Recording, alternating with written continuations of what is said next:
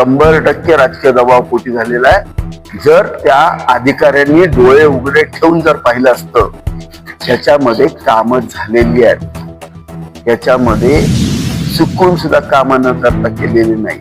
आपल्या सगळ्यांना माहिती आहे खेडची परिस्थिती काय आहे. खेडमध्ये आमचे विरोधक आहेत, हे लोकांच्या गटाराचं पाणी पुढे जाऊन देत नाहीत. त्यांच्या गटाराचं पाणी पुढे न गेल्यामुळे त्यांच्याच घरामध्ये वाहत होतं. आज शिवसुंदर कॉलनीची काय अवस्था आहे, तीच अवस्था आहे.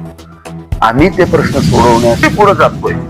आणि मग गटाराचं पाणी जर पुढे जाऊन द्यायचं असेल तर मासिक एका घराकडून 5-5 हजार रुपये हप्ता या ठिकाणी वसूल केल्याची सुद्धा उदाहरण आहे. एखाद्याचं घर बांधायचं असेल तर माझ्या रस्त्यावरून तू जातो, परंतु तो रस्ता टीपीला वर्ग झालेला असताना सुद्धा या ठिकाणी गाडी माग हजार रुपये घेतलेले या ठिकाणी उदाहरण आहे. यांची पूर्ण दुकानदारी आमच्या बॉडीनं बंद केली, म्हणून त्यांनी हे उद्योग केले. सत्तेत असताना सरपंचाला एवढा मतदान करावं लागतो, विधानसभा व्हावं लागतं.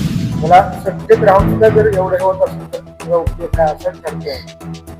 हेच सगळ्यात वाईट आहे की आमच्या बरोबर सत्तेत राहून आमचाच पक्ष संपवायचं किंवा महायुतीलाच एकमेकाला संपवायचं, हे तुम्ही खासदारकीला पण पाहिलेलं आहे.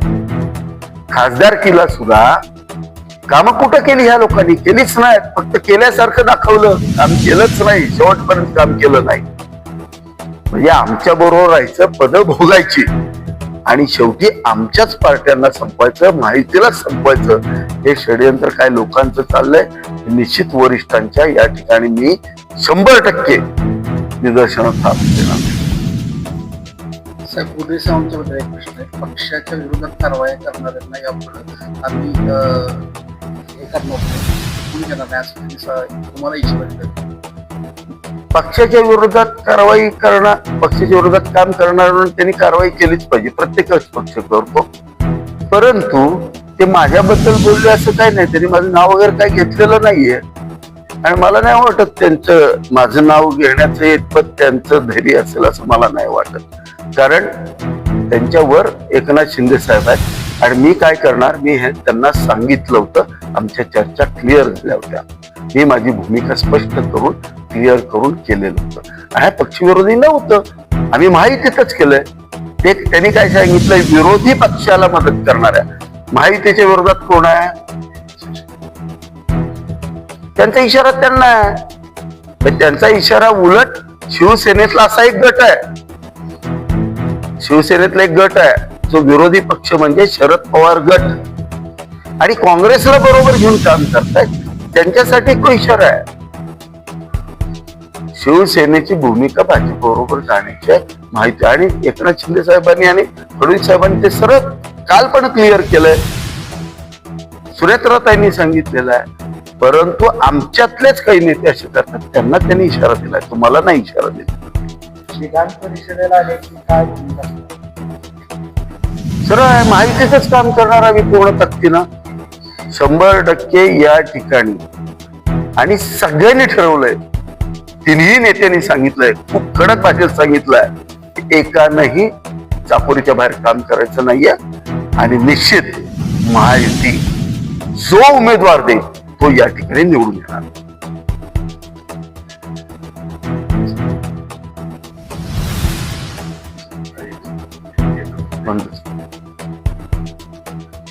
फोन बंद कर.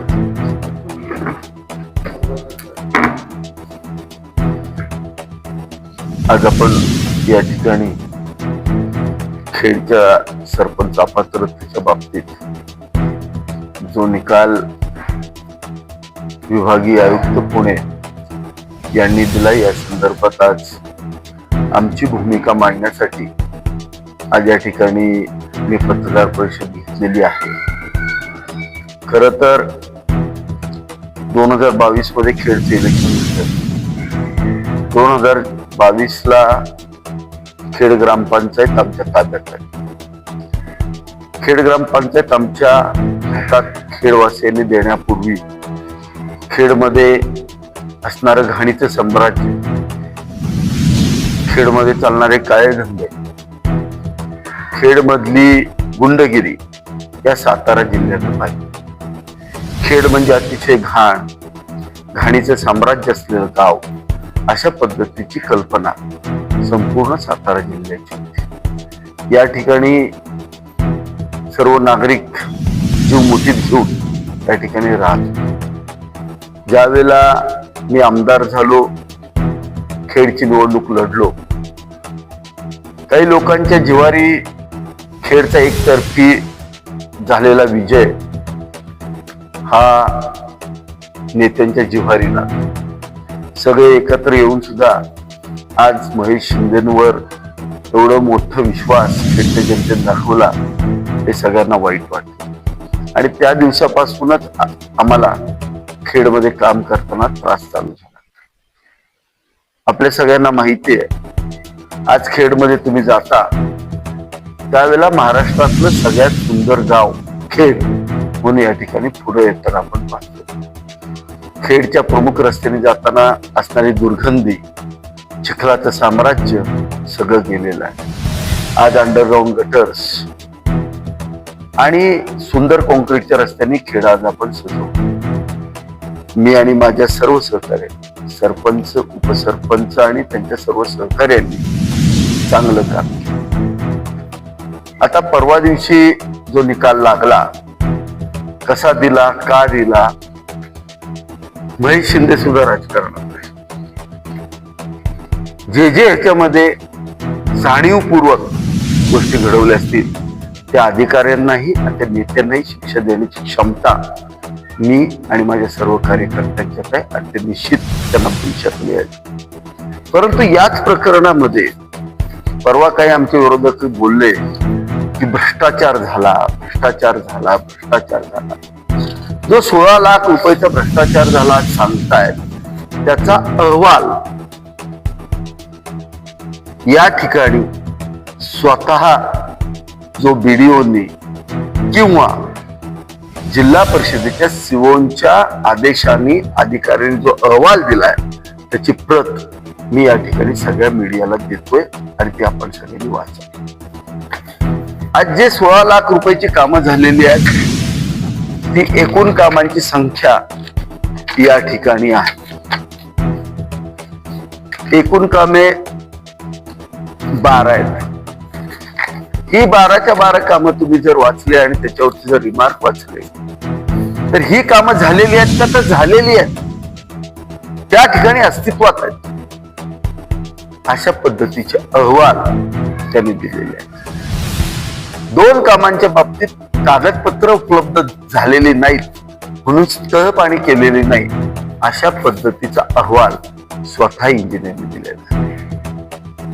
ही बिलं काढताना सुद्धा अशी बिलं निघत नाहीत. जिल्हा परिषदेचा इंजिनियर कामावरती उभं राहिल्यानंतर काम पूर्ण झाल्यानंतर त्याचं मोजमाप ठेवून ती बिलं अदा करण्यात आली. बिलं अदा करण्यामध्ये सरपंचाचा काय रोल असतो?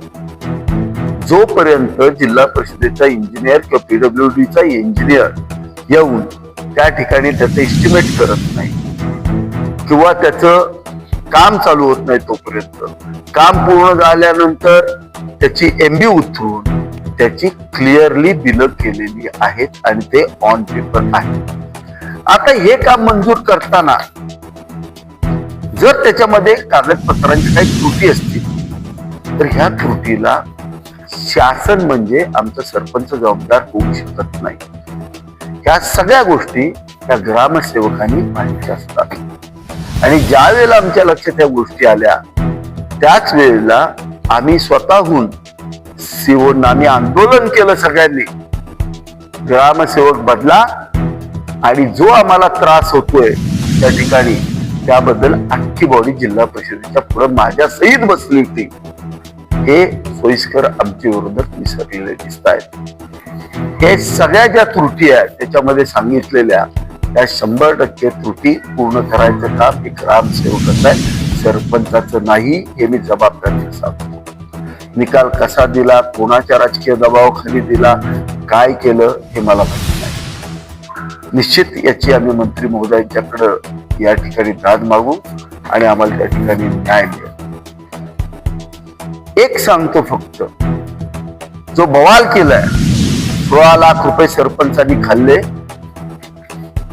त्या ठिकाणी मी पूर्णपणे ही कामं पत्रकारांना दिलेली आहे.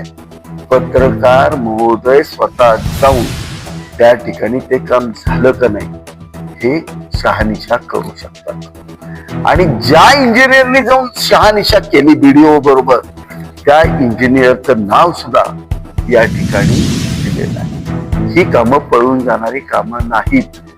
नागरिक सुद्धा सांगतील ही कामं झालेली आहेत किंवा नाही झालेली आहेत. कामच झाली नाहीत, बिलं निघाली असती तर त्याला भ्रष्टाचार मानलं असतं. परंतु कामं करून सुद्धा अशा चुकीच्या गोष्टी, चुकीच्या वावड्या या विरोधकांच्याकडून उठवल्या जात आहेत. निश्चित खेडची जनता सुज्ञ आहे.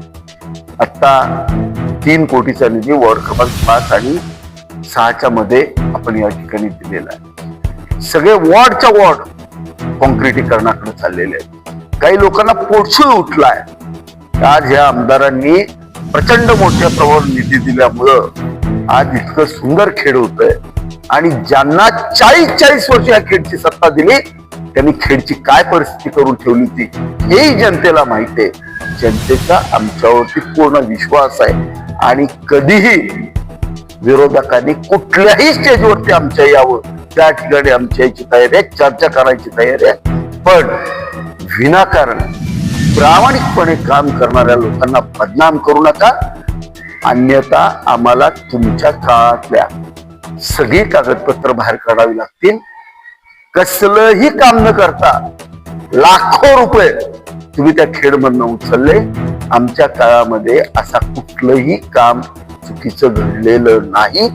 100% कामं पूर्ण झालेली आहेत. आणि ह्या सगळ्या रकमा कुठल्याही नेत्याच्या खात्यात नाही गेल्या, तर त्या कॉन्ट्रॅक्टरच्या खात्यात आणि ते सरकारकडून, म्हणजे ग्रामसेवक, जिल्हा परिषदेचा इंजिनियर यांच्या ऑथेंटिकेशन केलेल्या. त्याच्यात सरपंचाचा कुठलाही सहभाग नसतो. परंतु जाणीवपूर्वक माजी विधान परिषद सदस्य यांनी फक्त त्रास देण्याच्या उद्देशाने सभागृहामध्ये प्रश्न मांडला आणि खोटं चित्र केलं.